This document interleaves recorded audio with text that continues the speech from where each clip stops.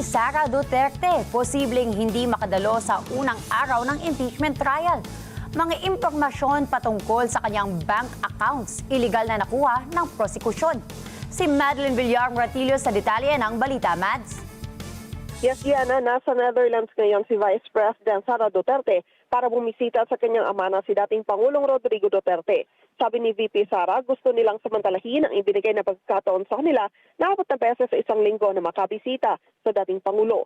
Una rito, inaasahang masisimulan ang impeachment trial laban kay VP Sara sa katapusan ng buwan. Sabi ni VP Sara, nariyan naman ang kanyang mga abogado para kupatawan sa kanya.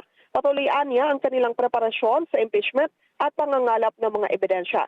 Iginit din niya na iligal na nakuha ang mga impormasyon patungkol sa kanyang bank accounts kaya wala siyang obligasyon na sumagot. Pero walaan niya siyang planong magsampa ng reklamo laban sa mga ito. Sakaling hindi naman matuloy ang impeachment, handa umano ang Vice Presidente na sagutin ang mga aligasyon sa publiko. Samantala, nagtalaga na rin ang tagapagsalita ang Office of the Vice President. Ito si dating Trade Undersecretary Ruth Castelo. Paglilinaw naman ni Castelo, mga programa at iba pang impormasyon patungkol sa OVP lang ang kanyang sasabihin. Bilin umano ni VP Sara sa kanya, hindi siya naroon bilang attack dog, kundi tagapagsalita lamang ng OVP. Balik sa inyo dyan, Gianna. Maraming salamat, Madeline Villar Moratillo.